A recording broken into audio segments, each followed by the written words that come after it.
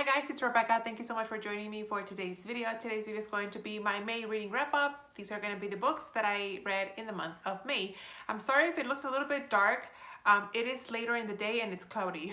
So the sky is not working with my natural lighting today, but it is what it is. We gotta do this today, so let's just get into it.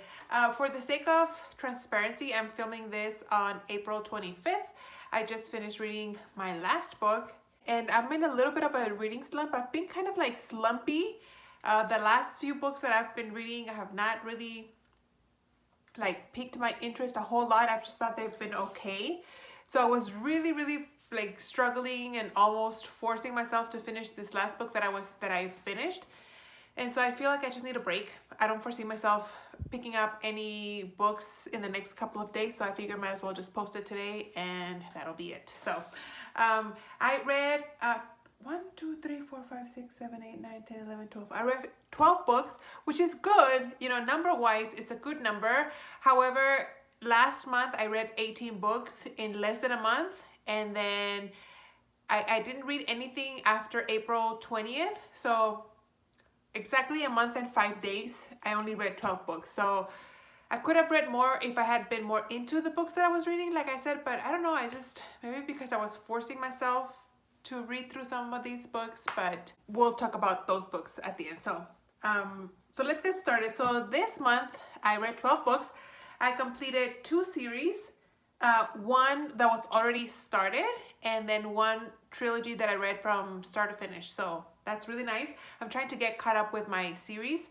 So it's nice to get 2 out of the way. So I'm going to start first with the book. I have my stack here of books. Can you see them? So I'm just going to start with the first book that's on top. And that is Next Year in Havana by Chanel Clayton. This is a Reese book club. I tend to have really good luck with Reese's book clubs. Why is it like this? Hold on. There you go. That's better. I think my lens was a little dirty. Anyway, this book is about a young girl. It's set in it's a dual timeline. It's set in the 1950s in Havana, Cuba, and then in Miami in 2017. So we follow this girl whose grandmother passed away, and her, I guess, dying wish is to have her ashes spread in Cuba because she immigrated from Cuba. So her granddaughter goes with her ashes to spread them in Cuba, and as she starts learning more, like wondering where to spread her grandmother's ashes, because she wasn't really like super specific where she wanted the ashes, you know, spread. She starts learning more about who her grandmother was, her grandmother's life, and so we go back in time to 1950s and we see her grandmother's life through her grandmother's point of view. So it's kind of the granddaughter's point of view in the now and the grandmother's point of view in the then. And this was a really nice story. I feel like if you liked The Nightingale, you're gonna like this. It's nowhere near like as sad and depressing and just beautiful as The Nightingale was, but I feel like the way I was discovering the grandmother's secrets, I felt the same way when I was discovering the secrets from the sisters in The Nightingale. So that's why I related. So I feel like if you would like this, if you like The Nightingale, you would enjoy this. I'm part of a book club on Facebook, and one of the girls was like, oh, I didn't like this book, this one, and a lot of people were commenting in that post, like, yeah, I didn't like it either, blah, blah, blah. And I was like getting worried because I was like, oh my gosh, I bought this because I saw one girl on YouTube talk about it, just the one, and the way she talked about it intrigued me enough to want to read it. It was one of her favorite books that she read, I think, last year. And so when I saw these people commenting about how much they didn't like it, I was like, crap, I bought the whole series. There's like a 5 companion book type thing with these books. And so I bought them all, and I was like, oh my gosh, now I'm nervous. And somebody replied to me like, hey, just go into it, read it. It might be your cup of tea. And I'm glad that I didn't put it off. And I read it and I did enjoy it. So I don't know when I'm gonna dive into the next one, but I don't think you have to read them like in order. I think each book is its own story, but I really enjoyed this one. Highly recommended. I think it's probably one of my favorite books that I read this year. Then we have Matilda Savage. Ooh, this is super glary, by Victor Lodato. This book has been on my TBR shelf for, I'm not lying to you guys, about 10 years. about 10 years, if not more. I bought this at Barnes & Noble, buy two, get one free type sale, and the cover intrigued me, so yeah, I picked it up. Anyway, in this book, we follow a girl named Matilda, right? Yeah. And this is kind of a sad, like, it has a sad storyline. We follow Matilda, whose sister passes away, and her parents have kind of like disconnected from the world. They've kind of been depressed, just disconnected. They don't care anymore. And she feels like she has been abandoned by her parents. And the only way she feels like she can get her parents to care and pay attention to her and like care for her well-being is to rebel and do dangerous things. So it's kind of a coming of age story. And at the same time coping with loss of a loved one and discovering things about your last loved one that you didn't know before. This was a really nice book. I enjoyed it. I would recommend. Next, for my nonfiction pick of the month, I went with The Language of God by Francis S. Collins. This is about, apparently Francis S. Collins is like the super famous like scientist person who worked on the Human Genome Project for the NIH back in the, what year was that in? 80s, 90s? I don't know. And so he starts off as an atheist who in working in the Human Genome Project, he comes to know his faith and he starts believing in God, and he starts seeing how science kind of proves the evidence of God. And so this sounded like it was a really nice premise. I thought it was going to be super interesting. Being a believer and a person who works in the medical field in science, I thought it was going to be really interesting seeing how those two connected. But he spent like half of the book talking about like his experience working for the working on the Human Genome Project. I think that's in the NIH. Did I say that already? I can't remember. But I feel like he was talking more about his experience working on that than his actual feelings and discovery. So he starts talking about it at the beginning of the book, and then like the second, fourth, and fourth of the book, he's like talking about his experience working on the Human Genome Project, and then at the last fourth of the book, he starts talking about again how the cross references between science and I don't want to say religion, but you know what I mean. And so it kind of like pulled me off away. Like I didn't care to learn anything about the Human Genome Project and his experience working on it, the people that he worked with, and the precedent, and what they told him, and all the things he achieved. So it's kind of like, I feel like he missed the point. So I gave it 3 stars because it's kind of sort of interesting, but I don't think I would recommend it. And this is probably one of the books I'm going to donate at the end of the year. Then I read A Pho Love Story by Loan Lee. And I had such high hopes for this book, and unfortunately it let me down. It's another book that let me down. I thought this book was gonna be kind of sort of along the same lines as Tweet Cute, I think that's what it's called, by Emma Lord. And this book we follow 2 point of views, Lin and Bao. Each one of them belong to a Vietnamese family, if I'm not mistaken. And both of them own like restaurants across from each other, and of course their families are rivals, and things happen. These 2 guys, you know, start getting involved, and they start developing feelings for each other, and they fall in love, and it's like a big no-no. They don't know how to tell their families because their families hate each other's. And while we're learning, as they're trying to dive into the root of the problem, like what is causing our families, why do they hate each other so much? We start discovering families' secrets that go way back before these 2 were born. I feel like the premise of this book was like I had really high hopes and high expectations for this book because the premise sounded really, really like intriguing. I just feel like the execution wasn't there, you know? And so it's another one that I don't foresee myself keeping in my bookshelves for a long period of time. Then Probably my favorite books of this month. It's a series and it's by Ellen Hildebrand, and it's the Winter in Paradise series. I think that's what it's called. It's Winter in Paradise is the first book.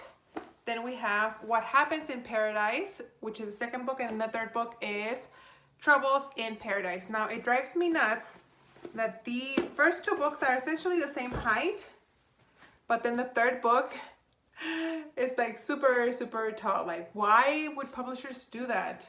And then only one has a number and the other two don't have numbers. Like,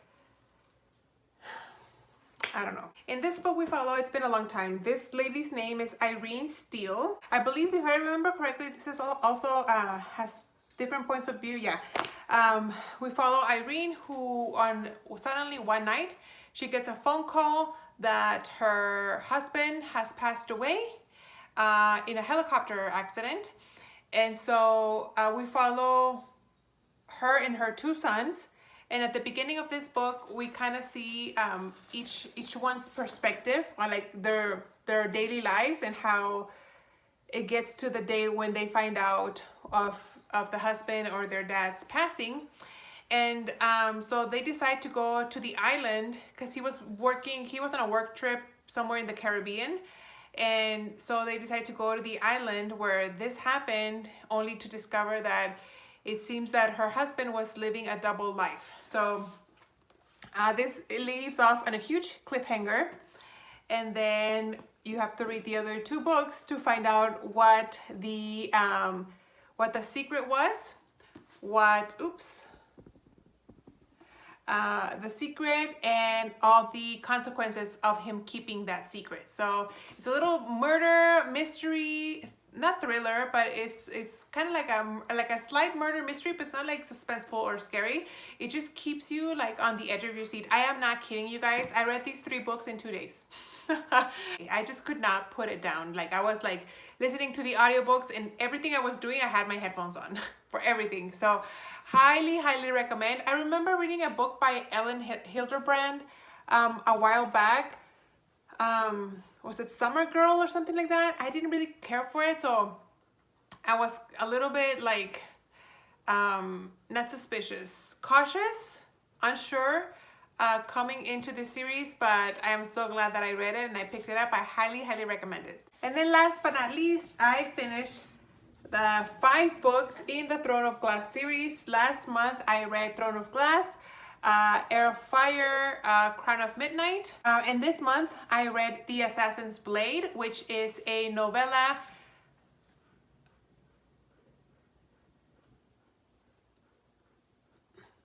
series of novellas that are supposed to go before the first 3 books that I already read.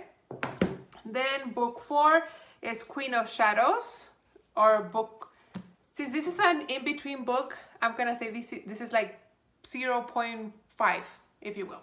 And then this is book 4, Queen of Shadows. Book 5, Empire of Storms. Then book 6 or 7, I don't know, I lost count, Tower of Dawn. And then the last one, which I finished today, is Kingdom of Ash. And you guys, I feel like I'm in the minority here, but I didn't really enjoy these books. Which sucks because I really loved Throne of Glass. So Throne of Glass, the premise of Throne of Glass is that we follow our main character, Selena, who is an assassin, and she's like in jail, right? She's been captured, she's been in jail.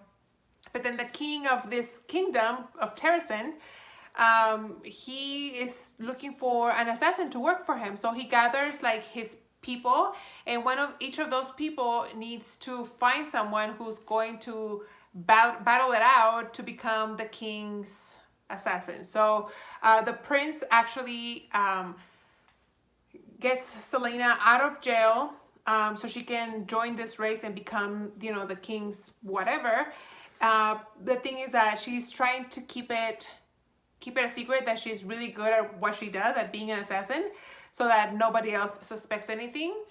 So she tries to play like she's not very strong. And the fact that she's a woman, I guess, if I remember correctly, amongst all men, they kind of, think they're gonna eat her for lunch, And so the fact that she's been in jail, she's really skinny, she's out of shape, so they don't really see her as a threat.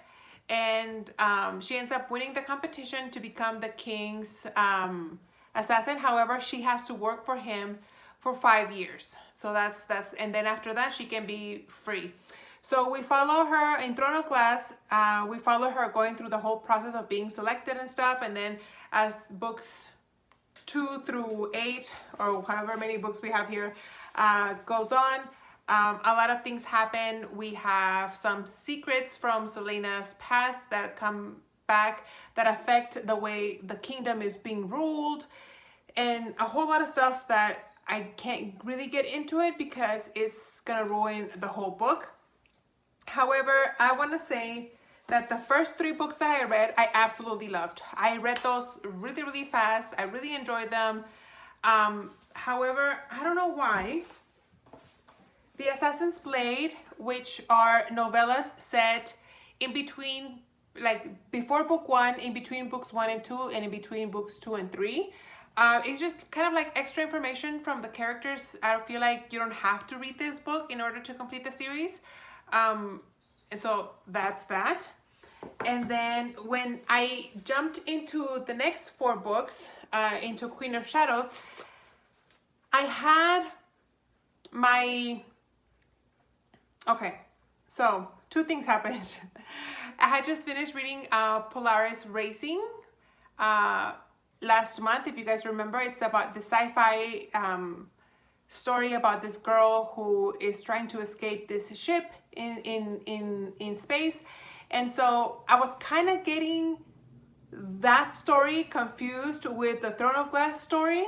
So when I was reading this, I was thinking of the girl from the other book and not from Celaena from this book. So it took me a while to kind of get back into this world. The second thing is that something happens, and this might be a little bit of spoiler, so listen at your own risk. Something happens with the main character, something happens with her love triangle, and then something happens with her name and her occupation. I felt like I was reading a whole different book. And then there's so many characters, there's so many different like points of views that we're talking. I thought it felt to me, it was like a whole complete series. And that's kind of where like things kind of like took a down a notch for me in regards to enjoying it.